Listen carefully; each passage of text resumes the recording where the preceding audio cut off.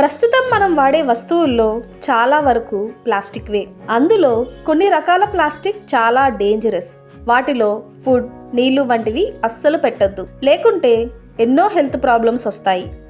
అందుకే ప్లాస్టిక్ బాటిళ్ళు, ప్యాకెట్లు, ఇతర వస్తువులపై అది ఏ టైప్ ప్లాస్టిక్ అన్నది సింబల్తో సూచిస్తారు. మరి ఏ ప్లాస్టిక్తో డేంజర్, వేటిని తిరిగి వాడుకోవచ్చో ఈ వీడియోలో తెలుసుకుందాం. ఒకదాని వైపు మరొకటి వంగి త్రిభుజాకారంలో ఉన్న బాణాల మధ్య ఒక నంబర్ ఉంటుంది. ఆ నంబర్ను బట్టి అది ఏ తరహా ప్లాస్టిక్కో తెలుసుకోవచ్చు. నెంబర్ 1 ఉంటే పాలీఇథైలిన్ టెరిప్తలేట్, PET లేదా PETE తరహా ప్లాస్టిక్. మనం ఎక్కువగా వినియోగించే ప్లాస్టిక్ ఇది. వాటర్ బాటిళ్ళు, కూల్ డ్రింకులు, జ్యూస్ బాటిళ్ళు, పారదర్శకంగా ఉండే అన్ని రకాల బాటిళ్ళు, ఫుడ్ ప్యాకింగ్కు వాడే బాక్సులు ఈ ప్లాస్టిక్వే ఉంటాయి. ఈ ప్లాస్టిక్ను ఒకసారి మాత్రమే వాడాలి. మళ్ళీ వాడటం డేంజరస్. వీటిలో వేడి ఫుడ్ను పెట్టకూడదు. అలా చేస్తే ఈ ప్లాస్టిక్లోని హానికర రసాయనాలు ఫుడ్లో కలిసి వ్యాధులకు కారణమవుతాయి.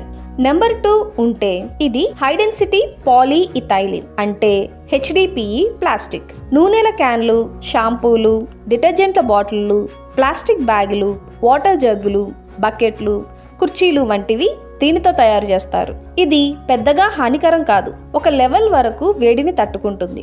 కానీ ఈ ప్లాస్టిక్ వస్తువులపై నేరుగా ఎండ పడితే అందులోని నొనైన్ఫిరాన్ అనే కెమికల్ వెలువడుతుంది. అది హెల్త్ ప్రాబ్లమ్స్ కు కారణమవుతుంది. మనం వాడే క్యారీ బ్యాగులు HDPEతోనే తయారవుతాయి. వాటిలో ఆహార పదార్థాలను నేరుగా ఉంచితే మంచిది కాదు. నెంబర్ 3 ఉంటే పాలీవినైల్ క్లోరైడ్, PVC ప్లాస్టిక్. ఇది చాలా డేంజరస్. తయారు చేసేందుకు తక్కువ ఖర్చు అవ్వడం, అవసరమైనట్టు తయారు చేయగలగడం వల్ల ఈ ప్లాస్టిక్ వినియోగం ఎక్కువ. ప్యాకేజింగ్, షాంపూ బాటిళ్లు, విద్యుత్ వైర్లు, కేబుళ్ల ఇన్సులేషన్కు, ఎలక్ట్రిక్ పరికరాల్లోని ప్లాస్టిక్ భాగాలను ఈ ప్లాస్టిక్తోనే తయారు చేస్తారు. PVC ప్లాస్టిక్లలో బిస్ఫెనాల్ A, థాలేట్లు, లెడ్, మెర్క్యూరీ, కాడ్మియం వంటి హానికర పదార్థాలు ఉంటాయి. అసలు PVCనే క్యాన్సర్కు కారణమయ్యే కార్సినోజన్ ఏజెంట్. వీటిని ఎట్టి పరిస్థితుల్లోనూ ఆహారంతో కలవనివ్వద్దు. ఈ ప్లాస్టిక్ను వాడినప్పుడు చేతులు బాగా శుభ్రం చేసుకోవాలి.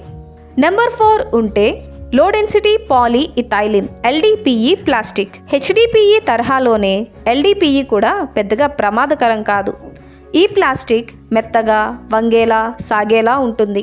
ఆహార పదార్థాలను నిల్వ చేసే డబ్బాలు, మూతలు, వేడి చల్లని ద్రవ పదార్థాలను తాగేందుకు ఉపయోగించే కప్లు, స్క్వీజ్ చేయగలిగే బాటిళ్లు, ట్యూబ్లు, బ్యాగ్లు, ఆహారాన్ని చుట్టి ఉంచే ర్యాప్స్ తయారీకి వినియోగిస్తారు. ఈ తరహా ప్లాస్టిక్తో ప్రమాదం తక్కువే.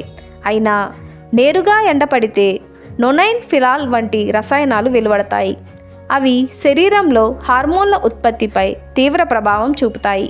నెంబర్ 5 ఉంటే పాలీప్రొపైలీన్, PP ప్లాస్టిక్. తేలికగా, గట్టిగా ఉంటుంది. వేడిని పలు రకాల రసాయనాలను తట్టుకుంటుంది. అందువల్ల పెద్దగా ప్రమాదకరం కాదు. వేడి ఆహార పదార్థాలను పెట్టే బాక్సులు, మందుల కంటైనర్లు, స్ట్రాలు, బాటిళ్ల మూతలు, పాల బాటిళ్లు, డిస్పోజబుల్ డైపర్లు, శానిటరీ ప్యాడ్ల లైనర్లు, వివిధ ఉపకరణాల్లో, కార్లలో ప్లాస్టిక్ భాగాలు వంటి వాటి తయారీలో ఈ ప్లాస్టిక్ ను వాడతారు. అయితే వీటినైనా సుదీర్ఘకాలం వాడటం మంచిది కాదు. నెంబర్ 6 ఉంటే పాలీస్టైరీన్, PS ప్లాస్టిక్. ఇది చాలా ప్రమాదకరం. తేలికగా ఉండే ఈ ప్లాస్టిక్తో స్టైరోఫోమ్ ప్లేట్లు, కప్పులు, ఒకసారి వినియోగించి పడేసే చెంచాలు, ఫోర్క్లు వంటి వస్తువులు, CD, DVDలు, హ్యాంగర్లు, హెల్మెట్లు, లైసెన్స్ ప్లేట్లు, టెస్ట్ ట్యూబ్లు, ఫోమ్ ప్యాకేజింగ్, కోడిగుడ్లను ఉంచే ఫోమ్ ట్రేలు, వివిధ ఉపకరణాలకు రక్షణగా ప్యాకేజింగ్ సామాగ్రి వంటివి తయారు చేస్తారు.